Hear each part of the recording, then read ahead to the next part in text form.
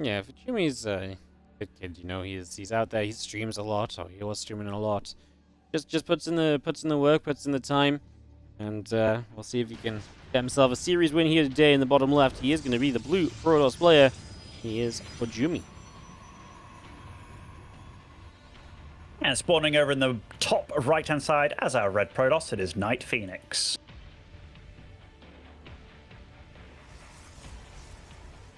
All right. This map again, Wardy. This map again. And how do you say it again?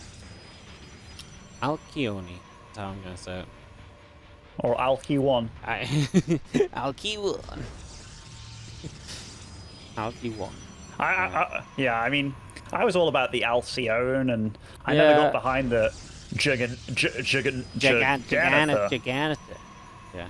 Giganotha. I mean, I feel like people that said that also pronounce oregano, which I also think is weird.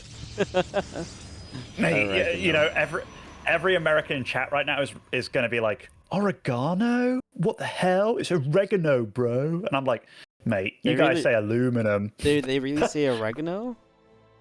Yeah. That sounds terrible. You didn't. I know. It sounds really weird, but they also, do you know what they call basil? Basil. Yeah, basil. But I do love the Brits and the Americans, because I remember the whole Kalaris getting called out for urinal. Urinal? Yeah. Yeah. They also thought that was weird. Oh, yeah, that was a funny one. I always love it when I say, because I say Maru, right?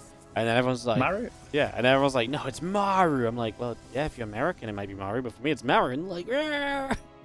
I've been shouted out many times for this. I think one of my most ones that gets me a bit is when they go, you know the animal Puma? The Puma, yeah. Yeah, or like the brand Puma, and they're like, what? They're like, Puma. I'm like, Puma. What the hell? Like, it just sounds. Oh, dude. Oh my god. I can't believe you said the animal, the brand, but not the player Puma. My goodness. Oh, I mean, that's when I used to hear it all the time. Yeah. It's when I was his teammate, dude. I remember doing an interview with him. Didn't speak a lick of English, but we were friends. It was so fun. But, dude, Adidas. No, surely not. Yeah, they say Adidas. No way. I tell you, I'm glad that we're grilling Americanisms here in the start of this game. They can't stop us. Absolutely gorgeous. Two Brits, what could go wrong? Two Stalkers gonna hit this pylon as we are in this PvP. You know, it's 2 gates against 2 gates. There's a little bit of difference, though. 2 Adepts versus 2 Stalkers, but now it's 2 of each on both sides. A pylon's gonna die, man. That's actually quite nice for NightPhoenix. ForJumy gets supply blocked, and NightPhoenix is already on a Stargate as well, so I feel like NightPhoenix has everything Jumy has, but isn't supply blocked, and he has a Stargate and an Oracle on top of it, so I kind of like where this is for NightPhoenix. He's down 3 probes, I guess.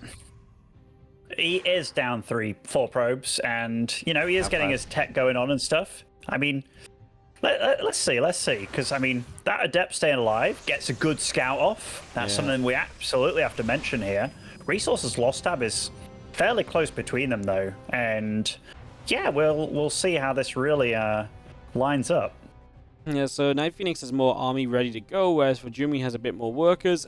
And ForJumy with the Scout should be able to deflect this Oracle without taking more eco damage. So that should nullify some of the army supply from really making up for the worker count. So I actually guess initially I kind of liked it for NightPhoenix, but the more I look at it, maybe I'm actually not so bad about it for ForJumy. It's actually not so bad at all.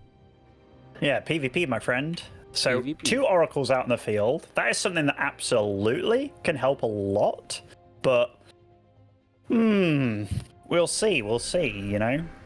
Like, it keeps your opponent in the base for a little bit, but if they're in their base while also having a superior economy anyway, how good is it really? Yeah, I mean, it's interesting, right? Because, like, you got these Stalkers pushing, you got the Oracles that can pin you in, but then blink so fast from ForJumy. I really feel as though that... what can NightPhoenix? Surely he can't actually push and do much at the front. He's going to hit a Stalker, but there's batteries everywhere. I guess he's going to distract to let the Oracles come in. This way he's going to find 3-4 workers, so NightPhoenix is going to get damage done, and now he's actually going to get himself some damage done because the battery's out of energy, and we do not have energy for overcharge. Wow. Oh, no. That actually was about as good as it could go. That is the first time I've seen a Protoss punished for macroing so well that they didn't have enough energy for Chrono Boost. Yeah, that's rough for ForJumy. That is rough, man. If he has an overcharge, then he doesn't lose the army supply at least, and then he probably doesn't lose as many probes as well, obviously, right? Because then the oracles can't stick around as much, but yeah, that really went badly. And now he's actually going to drop a Dark Shrine, so he clearly feels the need to get something done on the follow-up here. So he's going to go straight to the Dark Shrine. A Gateway drops down as well, so you'll have some Blink Pressure, a third Nexus, and he's also going to try and get the DTs in to try and deal some damage as well. So look at everything still from ForJumy. You see the Immortal up from NightPhoenix defensively set up. He does not have Blink of his own, and that will be maybe one thing as well that ForJumy can utilize in his favor as time passes by right now.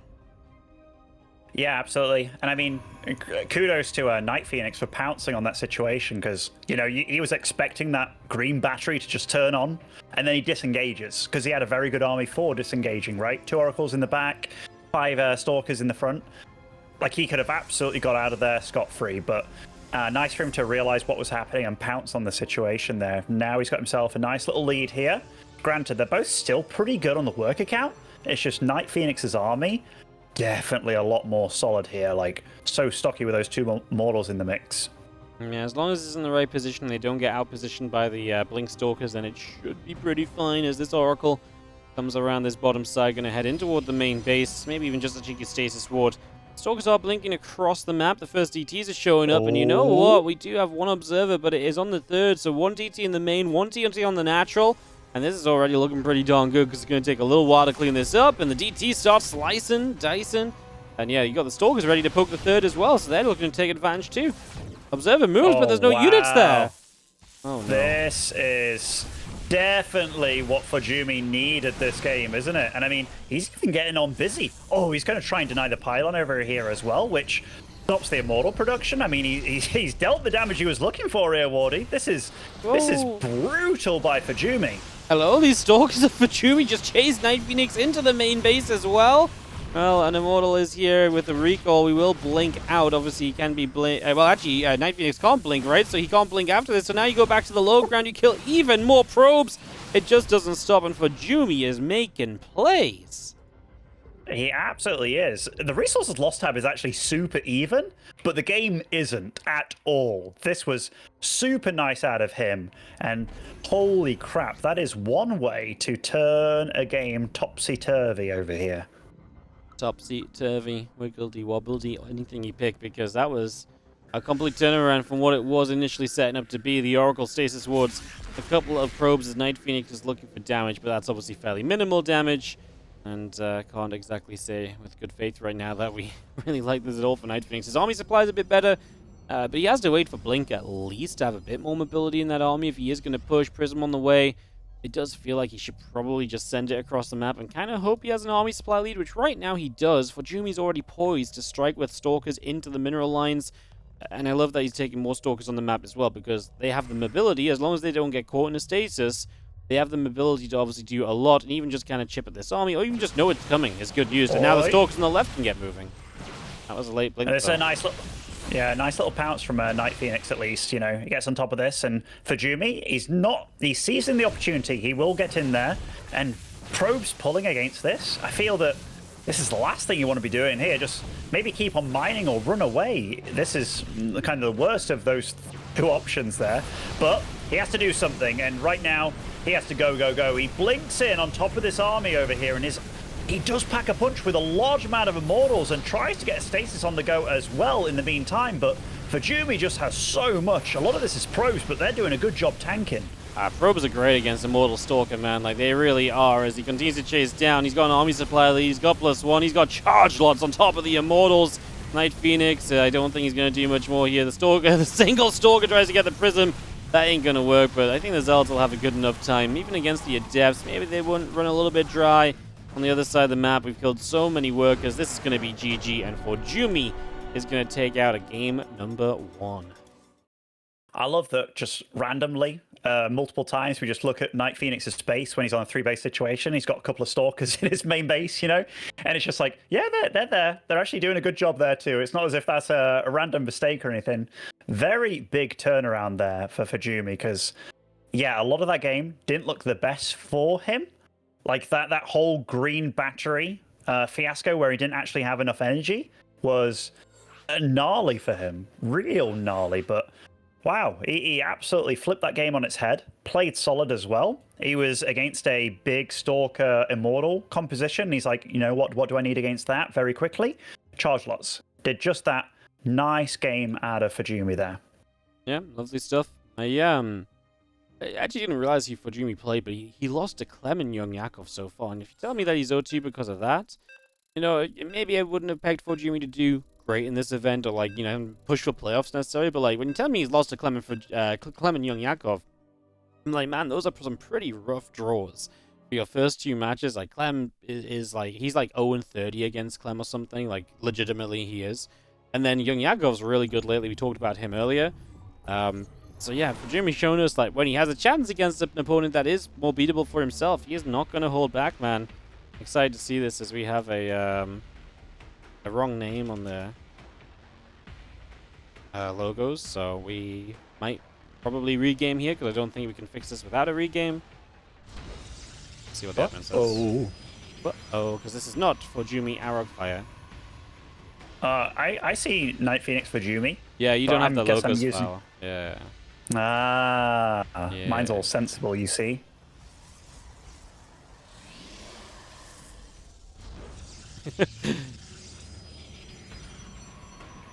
Do you think is he asking why or yes? I think he Shift N, Wardy. Sort your life out. Well, never knew that one. That's cool. I guess Shift and N. Yeah, I think Shift and N forces it into their real names, or the real name of the account, but that still means that the team logo is wrong. Okay, cool. All good. You see, Bratok is an experienced caster, Wardy. He's been doing this for years. You know, I'm glad we've got some professionals in here who knows what's going on. You, on the other hand, you noob, you've only just started. He'll help us out. Look, I'm just used to clicking the right name on the logos file, you know. It's in the top left. I read Protoss. Down a game is NightPhoenix. He's not from Macherino, but he is indeed NightPhoenix. And spawning over in the bottom right, he does not say aluminum. Or maybe he does. He does not say oregano. It is ForJumy. He maybe says aluminum, but he definitely doesn't say oregano. He definitely. I mean, oregano, please. There's no way Roddy would speak good about a man that talks like that. Surely not. No, oregano. What does he think this is? A dance? What? I don't know. I don't know either, man. Like, long day, I still man. think the aluminum one's very funny.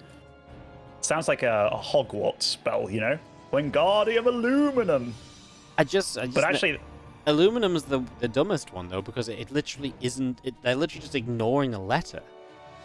I mean, they ignore a few things, but those Americans. But like the story behind aluminum is actually very funny. So the guy that discovered it, I don't know what his name was, but there is actually some history based on this. So he called it a name, and you know, people got behind it. And then a few years later, he decided to rename it aluminum. And then a few years later, again, he renamed it again to aluminium. Now, the rest of the world got behind it, but America was like, we changed once, we're staying here. And so they stuck with aluminum. So that's the history. So they really went full Hogwarts. They liked the sound of it and kept with it. So you're saying if Wayne was American, he'd still be Rattata? Absolutely. That's what I got from this story, StarCraft-wise. That's exactly what I'm saying. ForJumy loses the micro wall, the line of sight blocker. No, don't chase for it. That's, well, I guess that's in the end one extra stalker going down for one extra stalker going down, so maybe not so bad. So yeah, it works out in the end, I guess. If that stalker wasn't going to get away anyway, I guess it's okay. Are you saying losing a stalker against losing 2 stalkers ain't bad? No, I'm saying he'd already lost a stalker, and I thought he was going to lose the second one for free, but then it was like one extra for maybe one extra. 3. Well, okay, now he's lost 3. Yeah, this is really bad. Yeah, this was bad before. No, you was bad before. Oh, this is getting out of control here, Wardy. That's not what I said. God damn it. God damn it. I mean, better at least behave. ForJumy. Mate, I'm always behaving. What are you on about? Until I get a phone call, like, Apollo's like, Ben, heard you making fun of Americans again. Please, step it up a notch next time. Ben, you're really go into detail about how they say, oh, you know the car, 350 Nissan? Or Nissan 350Z? Wait, never hear an American say Nissan. It's, oh. That will really kill you, Wardy. You know what's going to kill ForJumy? These stalkers! Actually just kill the Oracle, which is pretty nice, and that will give him a chance. Battery obviously goes a long way in stalker fights, and okay, if we target down the low HP one, he's really spreading the love around on these stalkers. Super Battery's too late. Ah, man, he hit so many different stalkers so many times there. Did kill some probes at the same time as well, by the way. Yeah, ForJumy definitely cranks out the probes, though. Like, even here, after all that kind of going wrong, and they've both killed 5 probes each, he's still 8 probes ahead somehow. Yeah. which is actually pretty wild, because I'm looking at that resources lost tab. It is 2k lost for ForJumy, and 1k for NightPhoenix, and you know, this number's still spiraling. I've never seen shield batteries be so ineffective, by the way, in a series. Like, everywhere I'm looking, they're not doing anything. ForJumy has 2 army supply against 25. I feel like shield batteries are not going to change things here, as they are out of energy as well. Like, they did a lot until they ran out of energy, you know? There's just been a lot happening, as NightPhoenix is not letting up the pressure, and probably is going to tie this game up 1-1. I'm still laughing about you ranting about Nissans or something.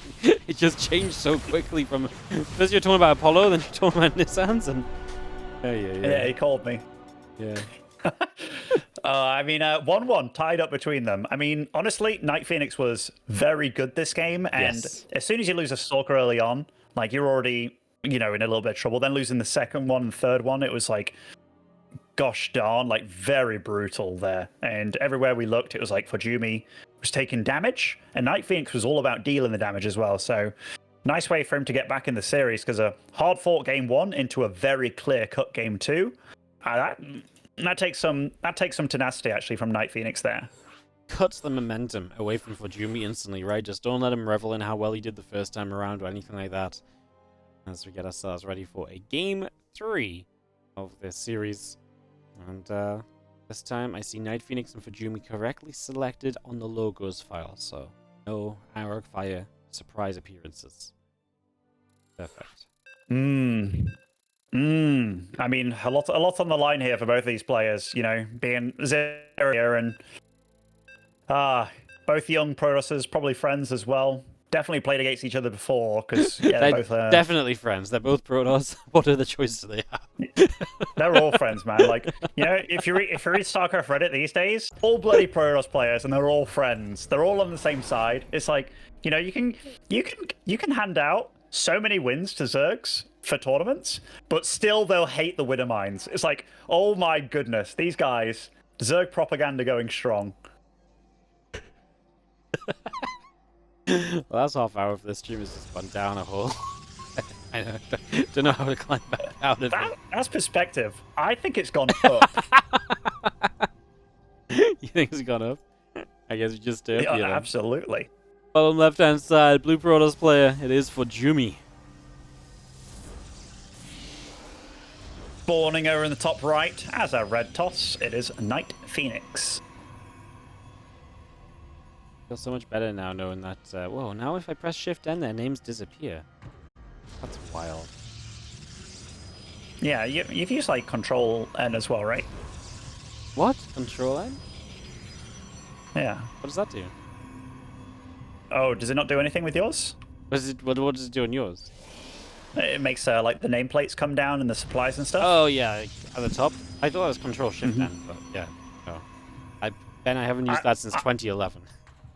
Yeah, I'm a default overlay guy, you know. That was like before we had like GameHot and stuff, right? And you actually had to use that, and there was a separate program. It was called Starboard, I think.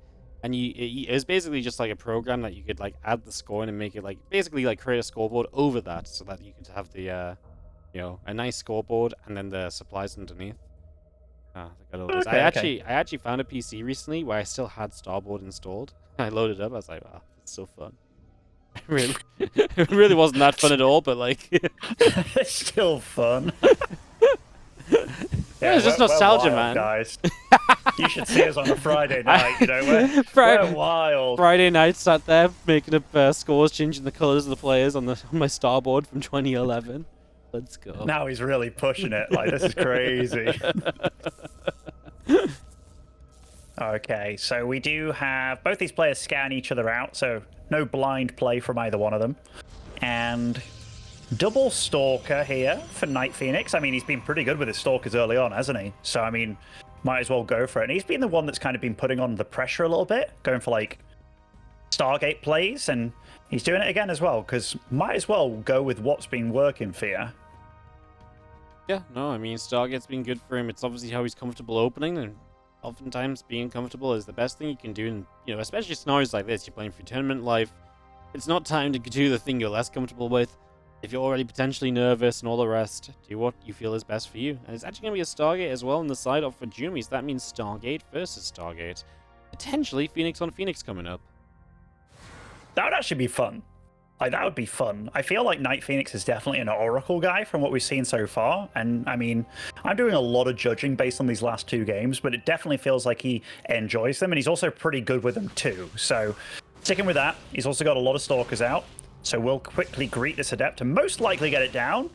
Oh, oh no! My goodness! Oh my god! He's a murderer! Not only does the Adept live, but he's now a proclaimed critter killer. No, the probe came... Oh no, the probe came to fight, but the Adept had already regen shield, so it didn't actually die. Oh my goodness. Oh my god. 2 probes go down. What a disaster for NightPhoenix. All for the sake of an Ursadak, or whatever the hell that thing was. Yeah. That's actually one of the fight. You know, some people complain, the critter was in the way of my base for a moment. This is legitimately game-changing. You lost 2 probes because you misclicked the critter? Yeah, that's now that's where you really complain. Critter's OP, yeah, man. and had to, like, make the block and then cancel. Like, that was... It's up now. It's up now, that pylon. Like, what a critter. And the thing is, that critter on this map is way fatter than normal critters as well. So absolutely, the map makers screwed over NightPhoenix over here. The map maker was like, you know what? I really want to influence PvP. I'm going to make the critters bigger than usual. Yeah, I mean, also that... Okay, that is another one that I wouldn't be surprised if the protesters of StarCraft Reddit do complain about, because they're like, oh, we misclick a lot more than the players playing the other races. Those fat freaking critters getting in the way.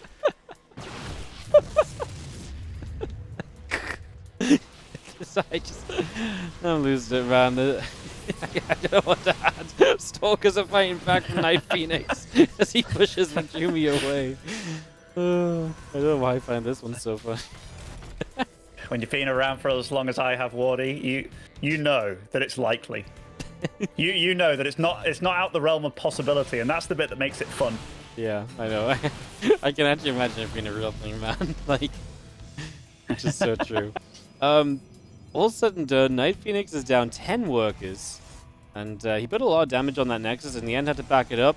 He has the army lead, but I don't know if he feels confident enough to necessarily go across the map. And if he does get across the map, there's going to be batteries, assumingly. And if that's the case, I don't think he really does anything. So, straight up worker lead for ForJumy is feeling good right now.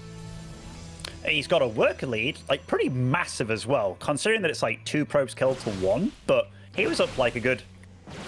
He's up a good, like, 9 probes at this point, which is actually pretty insane. Starting their Twilight Councils at the same time as well. Like, I gotta say, ForJumy's probe making, and maybe he does really emphasize, like, chrono boosting out those probes, he's been very solid. Yeah. No, I say that as the supply block trying to build some probes, but, I mean, cast a curse up until the moment, you know? Yeah, no, I mean, he has been... Are you breaking? I'm good. I'm okay.